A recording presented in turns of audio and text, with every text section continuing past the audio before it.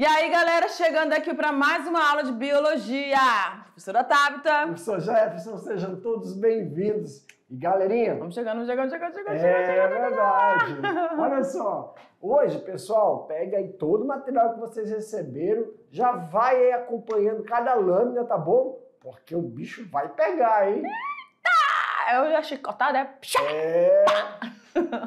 Galera, olha lá no nosso quadro, essa é a nossa aula 19.1, tá bom? Isso. Você, querido aluno, que é um aluno antenado, já está de olho na sua atividade extraclasse. Não esqueça que a gente vai trabalhar sobre os tecidos, tá bom? Então, qualquer dúvida em relação a essa atividade extraclasse, que vocês vão junto, né?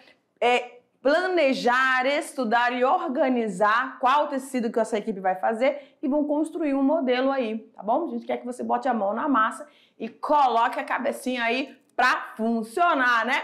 Olha lá no nosso quadro, então, a nossa aula 19.1, uma visão geral da célula, tá bom? Então, nós falamos de componentes orgânicos, falamos de carboidratos, a função, formatos, quantidades, a importância. Falamos de lipídios, quão importantes são esses lipídios em várias estruturas do nosso corpo e para processos metabólicos, assim como as nossas proteínas, né, professor Jefferson? Perfeito. E agora a gente vai falar sobre a célula em relação à descoberta da célula. E vamos falar como que surgiu, então, essa teoria celular. Tudo bem? Tudo. Ok, então vamos lá, gente. A origem da palavra. Qual é a palavra? Citologia. A palavra citologia, cito, como está bem aí identificado, cito significa célula. Ela, de fato, é a menor estrutura, né, orgânica aí, componente de um ser vivo que nós temos. E aí nós temos logia, que é o estudo. Então, a citologia é a parte da biologia que vai se aprofundar no estudo de células. E nós vimos que as células existem grandes variedades de formato, de tamanhos e também de funções, tá bom? Porque essas células vão estar constituindo os nossos tecidos e, consequentemente, os nossos órgãos, né? E formando aí os nossos sistemas. Então, a área da biologia que estuda a célula ao nível de sua constituição, aí como o professor Jefferson gosta de cores, né? Tá ali, ó, constituição, estrutura e função. Quase rimou aqueles três que você frisou bem na aula passada, né? Era o quê? É porque é o contrário. Estrutura, depois da estrutura tem propriedade. A propriedade vai dar uma especificidade, característica e a função. Verdade. Então, as células, elas são unidades funcionais e estruturais básicas dos seres vivos. Lembra na aula passada que nós estamos falando das proteínas e a gente frisou bem dessa questão da estruturação, né? E só lembrando, pessoal, agora, quando a gente está falando de célula, toda vez que utilizarmos aqui, ó, vou até colocar com outra cor, seres vivos, é para relacionar com animal e vegetal. É isso mesmo, geral. Quando for alguma especificidade de um desses dois grupos de seres vivos, a gente vai falar. Quando a gente não falar nada, significa que vale para os dois. Então, tanto animais vegetais quanto os organismos que a gente não consegue ver a olho nu, precisa da utilização. Vegetal, os micro-organismos, enfim. Os micro-organismos vale para todos. Ou seja, menos para os vírus. Aí aquela discussão gostosa, né? Bom lembrar. Ou seja, gente, é a unidade palavra difícil, professora. Calma, gente. Porque o morfo tem a ver com o quê, professor? Com o design, com a formato, estrutura, né? Porque a gente tem que lembrar, assim, ó. Como a gente está falando de constituição, estrutura e função, a célula é uma unidade, não é isso? Isso. Como ela é uma unidade, ela... Se a gente for falar daquela organogênese, uma célula, duas células, da tecido da órgão. Então, a célula, por exemplo, a célula da minha boca, se eu for olhar no microscópio, célula bucal, ela não tem a mesma forma da célula que eu tiro do tecido, da mama, que eu tiro do músculo, do sangue, qualquer um do sangue. Por quê? É que eu estou tentando seguir uma linha. É a forma que está relacionada à função ou é a função que dá a forma da célula? Então, assim, a forma, ela está totalmente ligada à função. Lembra? A hemácia, ela é esférica, redondinha. Ela é nuclear quando ela é primitiva. Assim, primitiva no sentido de ela muito nova. Eritroblasto, né? Aí, a hemácia, quando ela perde o núcleo, ela tem claro, tem toda uma estrutura para isso. Então, ela já está programada, ela vai perder o núcleo e ela fica bicôncava. Com essa morfologia bicôncava, ela consegue executar a função dela. Ela vai começar a ter a atividade biológica. Então, está interligado. A forma está totalmente direcionada físico, que é função. Função, perfeitamente. Então, todo ser vivo, né, é constituído por essa unidade e essa unidade é morfofisiológica. Professor, tá, me ajuda aqui. O quê? Ah, tá, para que eu tenho que entender isso? Vamos colocar aí para vivência, né? Lembra das nossas últimas falas? É assim, ó, até para você fazer uma análise não, para você fazer um exame, muitas vezes, um exame bucal, um exame ginecológico, é visto o quê? É a histologia, que é o estudo do tecido. Então, quando a gente conhece a unidade que é a célula, a gente tem que saber a estrutura. Por quê? Porque quando você vê que no tecido, que é constituído de várias células, tem uma célula que modificou a sua estrutura. Por exemplo, HPV é um vírus. Ninguém, nem no microscópio de luz, vê o HPV. Só que vê a ação dele. Ele altera a morfologia da célula, logo altera a morfologia do tecido. Então, se tem um pedaço do tecido que é formado por várias células, está um pouco alterado e o restante do tecido está igual, está normal, vamos falar assim, ali é um indicativo que tem um fator e ali perdeu a atividade biológica, porque alterou a atividade biológica humana daquele tecido, mas a atividade molecular do vírus está lá, vamos falar em stand-by. Lembra? Depois que alguma coisa o ambiente fica propício, ele começa a se mostrar.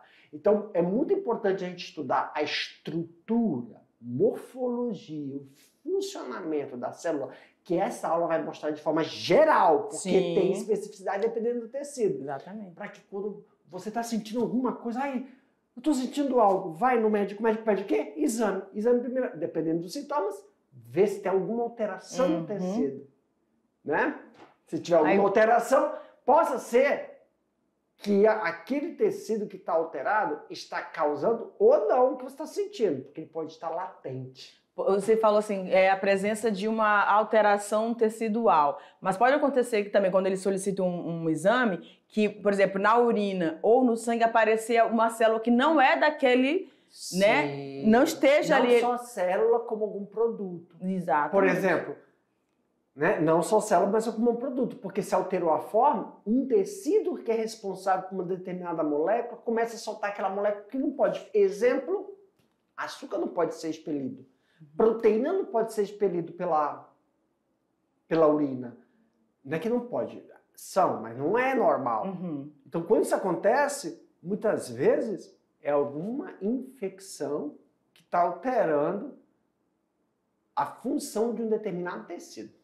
Perfeitamente. Olha como é que está... Por isso que é importante saber essa estrutura. Como que está interligado tudo isso que a gente está falando, né? Professor, mas não sou dessa área, não. Sim, mas você é um ser humano, né? Eu não sou dessa área, não, da saúde. Porque pega todo mundo, isso. Né? Na área da saúde. Mas você pode gostar de robótica? Você pode gostar de engenharia? Então, a engenharia que eu estou falando, não essas de prédio, mas é o básico. Lá em engenharia você aprende de tudo no curso de engenharia. Aí você se especializa e diz, Vai que quando você quer estudar para você fazer equipamentos, a engenharia, para você fazer equipamentos de diagnóstico, ganha muito dinheiro. Claro que precisa saber, gosta de matemática. Muitos acadêmicos, muitos estudantes gostam de física, de química, de física. Vamos fazer física. E aí pensa que, quando fala de física e matemática... Não tem nada a ver com... Aí ele acha que não tem nada a ver. Só que quando ele vê, muitos estudantes estão na robótica, equipamento para diagnóstico. E aí ele vai... Cara, eu gosto de inteligência artificial, diagnóstico, não sei o quê. Quando ele chega lá, ele fala, misericórdia, eu não sabia que eu tinha que saber biologia para isso. Quando nós somos biólogos, putz, tem que saber estatística, matemática, física. Foi chocante. Foi chocante. Para você fazer um equipamento, sim. Qual é a tua matéria? Aquilo ali é a base dele, esse negócio de eletrólitos, mas como que ele vai funcionar, né? O que você vai investigar? A matéria de estudo dele é o quê? Seres vivos, porque ele tem que saber fazer o diagnóstico, ele tem que conhecer o quê? Função, característica, para saber tirar isso. Né? Então ele fica se espantando, caramba, prof. E matemático, físico, químico, na grande maioria, quando se... Claro que tem vários tipos de engenharia, né? Eu especifiquei uma. Por exemplo, quando a engenharia vai fazer matemática, vai construir um prédio, um engenheiro, uma ponte. Tem que saber matemática, tem que saber física, tem que saber... E muitas vezes eles se deparam com uma disciplina, que agora eu não lembro o nome, que é correlacionada à estrutura de animais, principalmente os artrópodes, que facilita o entendimento deles de construção de pontes para, por exemplo, como é que os movimentos. É verdade. Então se utiliza muito, submarino. As perninhas dos gafanhotos, o movimento do perninho dos gafanhotos. Isso. É muito legal mesmo essa observação. Perfeitamente. Vamos pra frente. Bora! Gente, a história da citologia. Então, para que possamos, né, entender essa morfofisiologia celular, os personagens, hoje, né? Meu Deus, os precursores, a gente entender quem foi que descobriu, elucidou esses micro-organismos. Quem foram os curiosos, quem foram os estudiosos, como foi que eles começaram tudo isso, né? Então a gente tem aqui, Robert Hooke, tá? Em 1665, tem um tempinho, hein? Observou os espaços vazios de uma cortiça, tá? Ele já estava usando lá as lâminas de Leeuwenhoek, né? O Leeuwenhoek, ele era especialista nessa preparação muito minuciosa de lâminas, e ele ampliava, né? Como a gente chama hoje, usava o zoom, mas é o super hiper zoom, né? E aí ele pegou uma cortiça, que a gente sabe que é material vegetal, e colocou lá na lâmina, e foi isso que ele viu. Ele olhou essas unidades tão perfeitinhas, e aí ele denominou esses espaços entre esse material que estava em observação de célula. Na verdade, essas são as unidades, a unidade celular, que é a célula vegetal, e ela, como ela estava morta, né, ela ficou só a parede, então ele via essa visualização. Hans Zacharias Janssen. Hans e Zacharias Janssen, né? Janssen. Se eu não estiver enganado, não sei, vou falar aqui, acho que é pai e filho. Sim. Né? E eles trabalhavam muito com lentes. O que conta a história é que eram lentes para que a nobreza pudesse... Lentes que aproximava quando eles foram... E era tipo óculos, mas não chamava óculos. Porque era uma bolinha segurada com um caninhozinho, que faz só um olho. Vocês lembram daqueles filmes épicos, galera? Lembram? Pra quem tá naqueles, como é que chama? Teatros antigos. Eles ficam lá embaixo, né? Aí eles olham lá e queriam aproximava, dava, né? Então era para nesse intuito, não era um intuito de investigar coisas microscópicas como nós temos hoje, mas foram eles, né? Eles que colaboraram com o processo de produção que hoje nós chamamos, né, que é muito utilizado na microscopia. Perfeitamente. Então aqui é o material que era monocular, né, professor? Isso, porque aí eles passaram. Tudo que é feito, tudo que é um protótipo tem que ter uma base. A base. Então, por exemplo, como a base era visualizar quem estava ali... Era ou no local onde tivesse, não podia ser uma coisa muito... Era só um molho, só precisava... Na ideia, não sei porquê também, porque a gente não faz lógica, né? Botar 2. Então fazia só num. Para poder ver realmente, sei lá. Vai entender. Então, assim, aí depois, com a necessidade, como foi transposto para um outro objetivo, ninguém ia ficar fazendo só assim. Então, 2 horas para melhorar a nossa visualização. Claro que teve essas adaptações. E olha que isso aqui, eu não sei o peso desse material, mas assim, esse que ele colocava manualmente só com ganchinho. E era com luz ambiente. Isso, né? Aqui, então esses aparelhos, como a pessoa está falando, era um jogo inicialmente, exatamente, eram para sanar a curiosidade naquele momento. Para visualizar isso. Eles não tinham, gente, o conhecimento da existência, né? Logo no início, dos micro-organismos, depois que foram descobrindo as bactérias, sabe que tudo. Isso me faz pensar? Tá. É assim, ó. O que a gente está querendo dizer é assim, ó. Robert Hooke, ele já era focado nesse negócio de elucidar que tinha outros fatores que interferiam no ambiente, que é os micro-organismos. E, volta lá, Hans e Zacarias Janssen, eles não tinham nada a ver com isso. Então, assim, no processo de pesquisa científica, porque existem pesquisas que não são, né? Mas no processo de pesquisa científica, nós chamamos de colaboradores. Os colaboradores, muitas vezes, não têm nada a ver com o teu... Não é que eles não têm nada a ver, claro que eles têm. É que eles são ferramentas, né? Eles têm uma colaboração, entendeu? Por exemplo, eles trabalhavam com lentes. Professor, quando o senhor fala lentes, o senhor quer, é isso mesmo. O que o senhor quer que a gente imagina? Quem já foi fazer dose? Quem já foi consulta de oculista, eles botam aquele troço na nossa cara, que é cheio, ele só mexe assim, vai trocando as lentes. É isso que eles trabalhavam, jogo de lente, mas não daquele jeito, que ele vai fazendo assim, a lente vai mudando. Na verdade, não é. Ele era um monte. Parecia um chaveiro, Tatá. Cadê o machado? Parecia um chaveiro, a argola e um monte de lente pendurada. Era assim. Só que hoje a gente é aquele negócio. Parece uma coruja. Ele bota aquele equipamento e ele vai fazendo, trocando, né? Não, ele tinha uma argola. Pensa num chaveiro pendurado várias lentes. E aí ele fazia isso num olho. Aí e ainda tem a questão dos 2 olhos, né? Sim, porque a visão não é a mesma. Mas olha como é que é. Sim. Aí, por exemplo, ele fazia isso, até melhorou. Aí depois ele trocava e ia pra cá. Aí não andava mais. Não, melhorou. Ele anotava os 2. Sim. Aí é assim, ó. Vamos supor que isso aqui é Vamos pra cá. Tu tá me usando como exemplo, então vai. Então... Não, volta lá, meu diretor. Volta lá. Aqui, ó. Deixa eu só desenhar uma coisa. Eu quero que eles pensem. Olha só. Aqui é a argola. Aonde tem um monte de lentes. Aqui são as lentes. Ele é só trocando. Vamos cá agora. É isso que eu quero. Agora vem pra cá, meu diretor. Então, ele tá com essa argola e várias lentes. Aí ele pega essas lentes, vai colocando no olho, e melhorou, e pede para ele olhar uma coisa lá. Melhorou. Só que, imagina comigo, são 10 lentes, aqui é o chaveirão, 10 lentes. Aqui nesse dedo, melhorou essa visão. Aí ele vai para essa.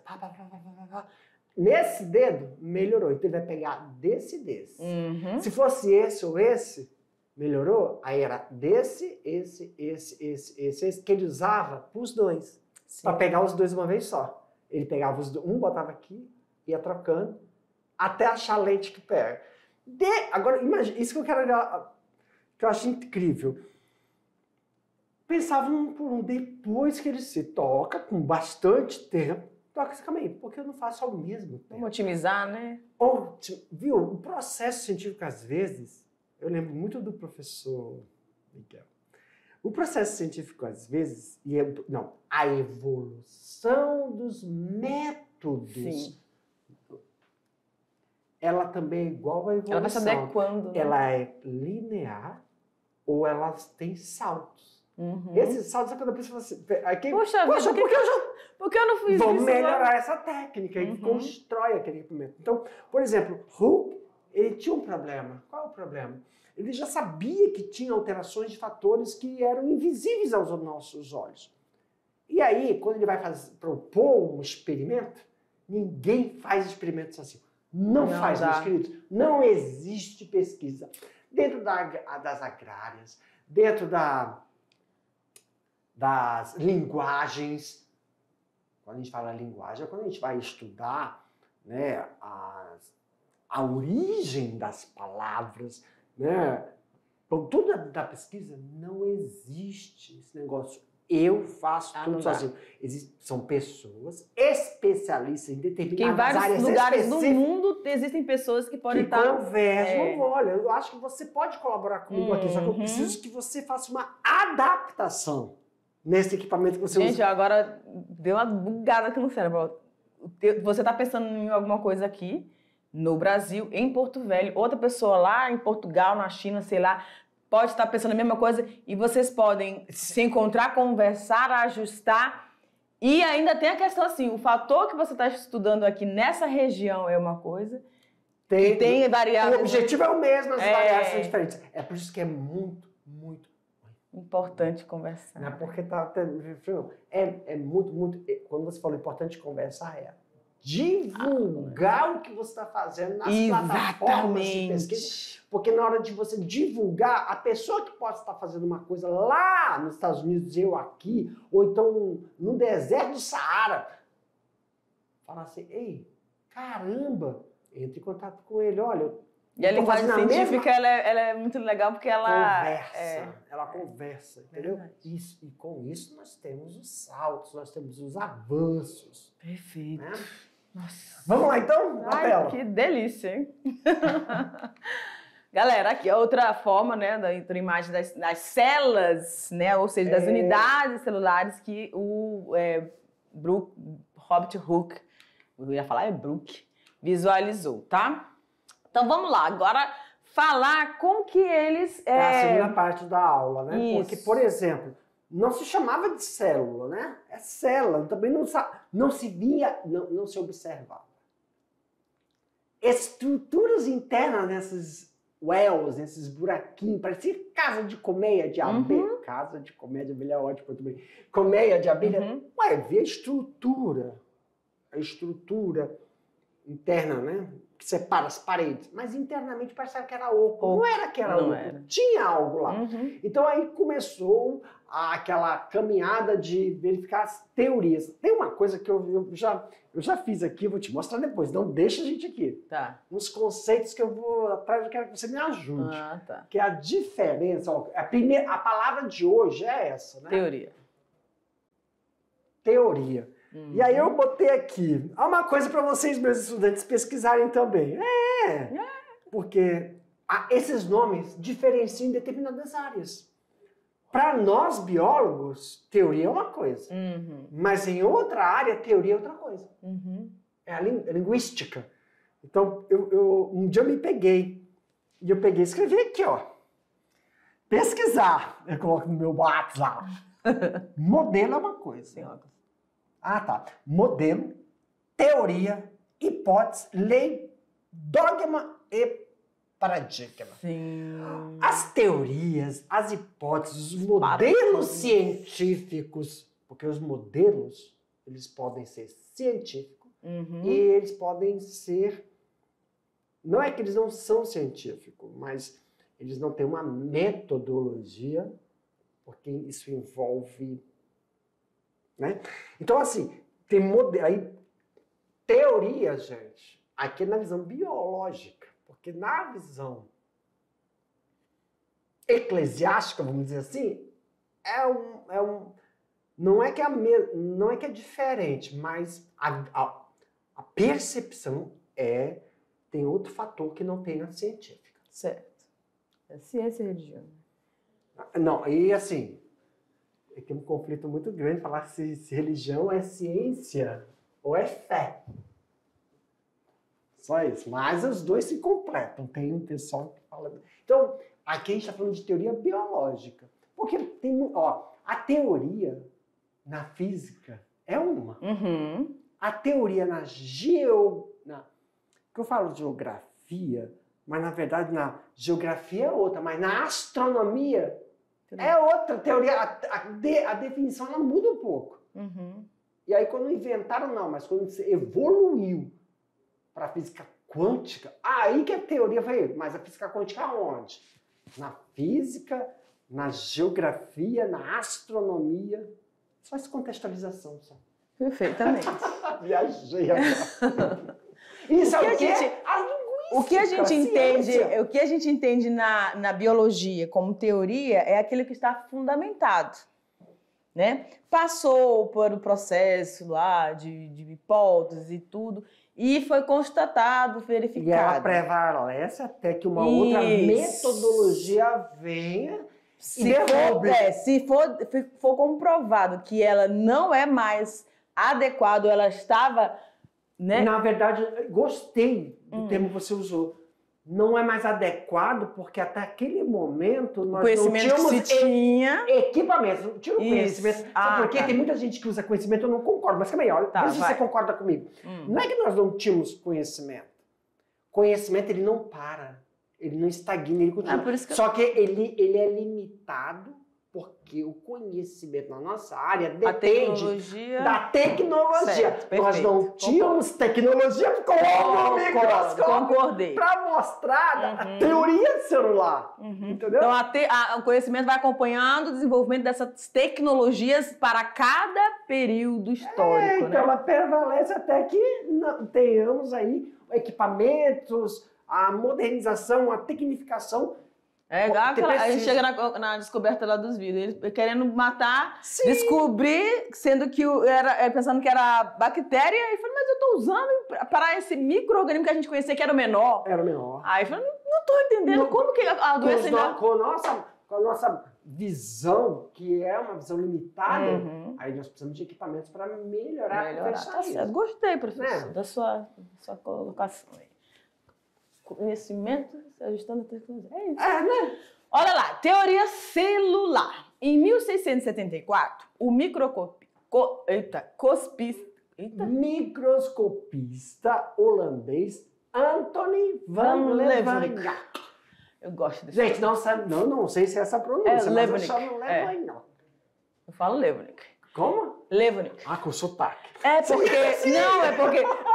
Agora eu vou falar. A gente tinha livros, antigamente, não sei se hoje tem, mas ele vinha escrita e ele vinha como se pronunciava. Eu levo que livro é esse? Sabe? Eu não lembro quem era o autor. Eu acho que era homem. Era homem? Como é que eu amava aquela mulher? Eu muitos nomes memorizei por causa disso. Como é aquela mulher que ela lançou um livro de biologia e vinha...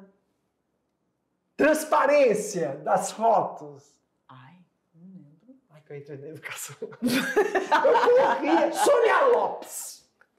Gente, a Sônia Lopes. Eu não peguei essas transparências, não. Hã? Eu não peguei essas transparências. Não, bora. É porque eu sou mais velho. Mas tu conhece a Sônia Lopes, o livro? Sim. Mas é bem antigo. Os livros antigos tá outra coisa na ciência. Livro, olha, quando eu vou... E alguém fala, que eu falo assim, cadê aquele... E fala assim pra mim, mas as referências são antigas. Aí você precisa... tá o negócio. Porque os livros antigos, dentro de uma determinada área, eles especificam muita coisa. Vai pegar as novas edições, tudo o quê? Resumido. Mastigado. Isso! A Sônia Lopes fez então isso é comercial. Gente, ele fez uma... É porque na nossa época, qual é a tecnologia? O retroprojetor. E aquelas Os meninos, que é isso? E biologia trabalha muito com imagem. Não tem como. E tem, se você, meu querido aluno, é muito interessante quando a gente vai se descobrindo, né, Jefferson?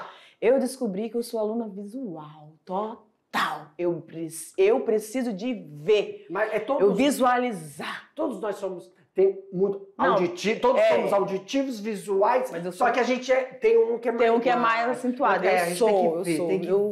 Tem gente que não gosta de... Por exemplo... Ainda bem que você... Eu tô viajando agora. Para de fazer viajar. Volta.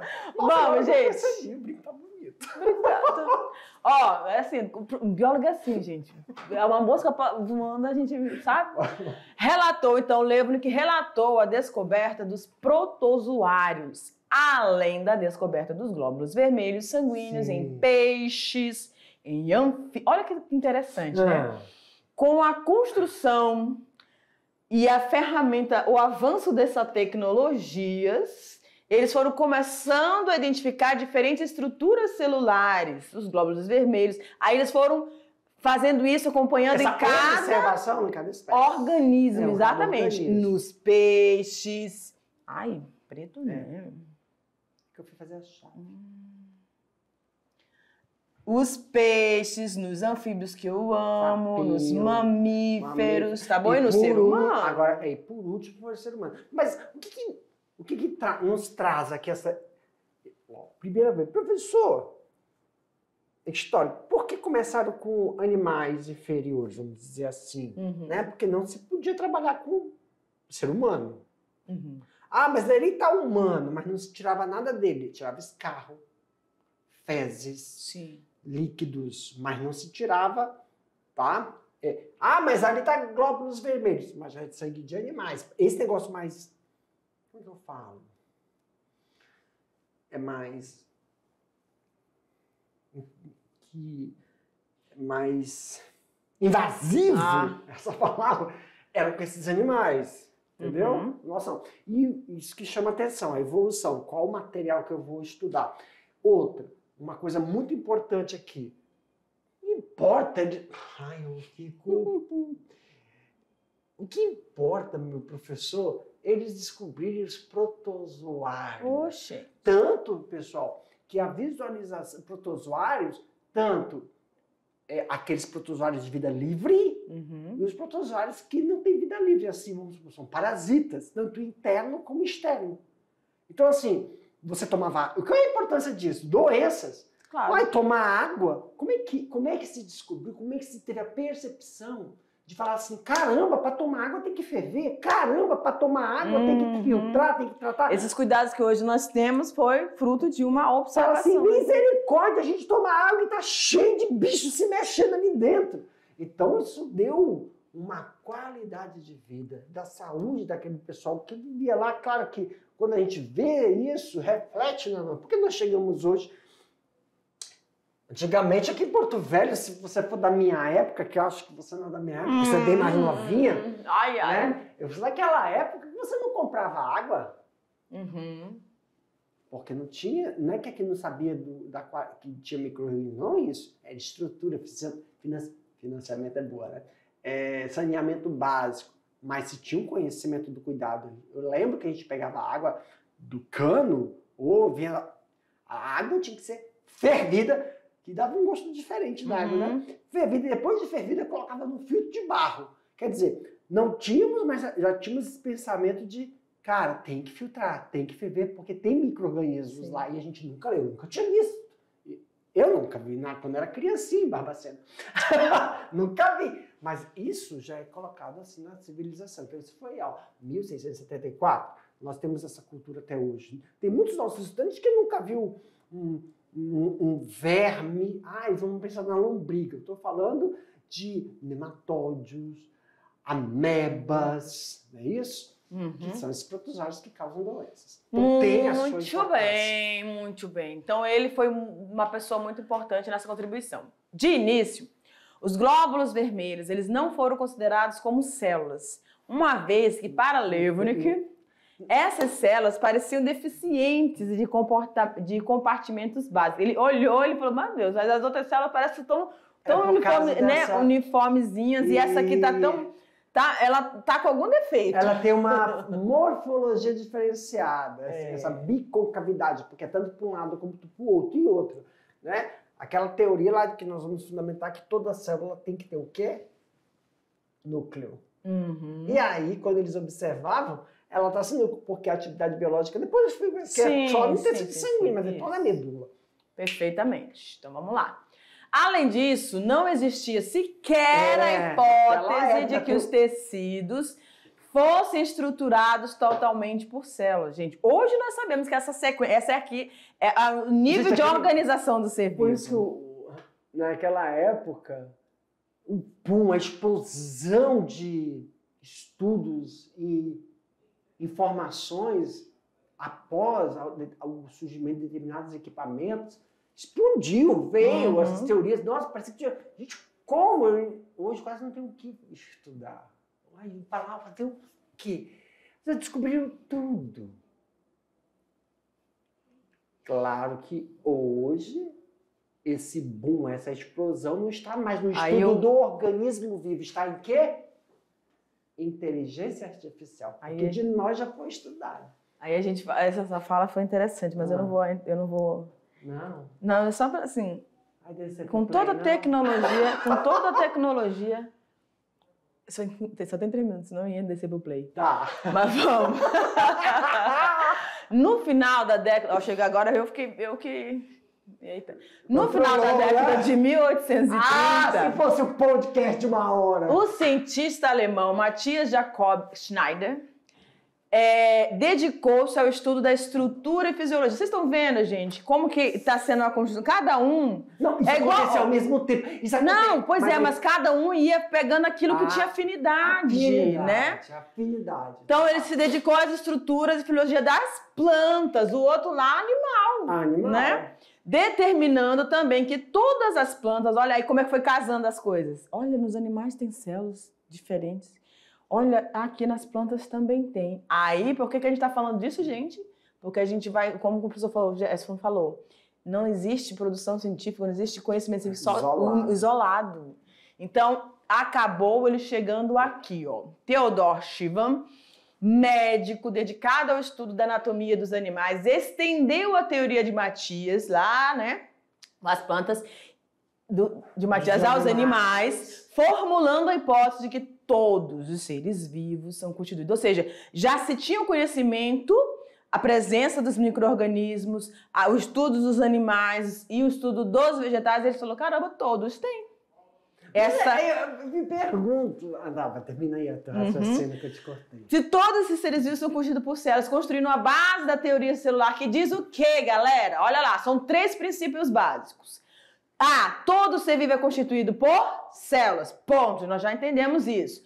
B, uma célula só surge de outra pré-existente. Aí, a gente já falou de abiogênese? Não, né? Não sei. Pois sim, mas existiam teorias chamadas abiogênese que podia ser, né? Isso. A C, todas as reações metabólicas, a gente falou sobre esses componentes orgânicos ali, né? Falamos sobre metabolismo. Ocorrem no interior delas. De quem? Gente, das nossas células. Isso é muito importante. Volta lá. Ter aí essa teoria fundamentada na cabeça, as 3. Perfeito. 3. Porque essa aqui, ó, exclui logo os seres proteicos, os vivos. Né? Perfeito. Os seres vivos formados por células são chamados de... Todos eles formados por células, mas existem aqueles formados por uma única célula, chamados de unicelulares, né? Protozoários, bactérias, algas. E os seres pluricelulares, vegetais e os animais. E aí a gente vai falando aqui sobre o tamanho, né? O formato dessas estruturas. Então, existem células microscópicas e ultramicroscópica, microscópica e macroscópica. Ela aí, ó, é menor que 0,1 micrômetro. Isso é uma unidade de micrômetro. E macroscópicas, quando a gente visualiza, quer dizer, maior que esse valor. Professora, vai procurar o que é essa unidade aí. Essa unidade é muito fácil. É só você pegar, tem a régua, aí aqui é 0, aqui é meio centímetro, aqui é 1. Aí 1. Meio. Eu podia ter feito o contrário, né? É 0, meio, 1. Aí aqui é 1,5, aqui são 2 centímetros. Isso aqui, ó, divide por 100. Eita, caramba. Aí esse dividido por 100, divide uma fração dessa por 100. É muito pequeno. Eu só consegui entender quando eu peguei e dividi uma pizza em 100. Divide 100 pedacinhos. Meu Deus. Aí essa pizza, que é 100 pedacinhos, tu tira um pedaço, como é que é como é que chama o negócio? Micrômetro? Não, esse aqui, ó. Esse negocinho. Nanômetro? Mas é com litro. Aí dentro é como se tivesse vários... esqueci o nome, mas não vou lembrar. Que significa tamanho de uma célula angstrom. Lembra? Uma célula, a unidade de medida é angstrom. Só que a gente está falando de células, de seres unicelulares, mas uma célula é angstrom, lembra? Ok, aqui a gente visualiza a ideia. As 4 formas ali celulares, tá? As discórdias, pode mostrar, diretor. Esféricas, estreladas e fusiformes. Tá bom. Clica aí de novo. Já cliquei. Não, clica. E aí nós temos os 3 grandes pilares, né? Nós temos os pilares que só existe vida se tiver uma vida pré-existente. E quais são essas vidas pré-existentes? Seres eucariontes, seres procariontes, de origem vegetal e origem animal. Perfeitamente. Para nós. Queridos, finalizando a aula aqui, daqui a pouco a gente volta pro bate-bola, jogo rápido, não é isso, Tatá? Tchau!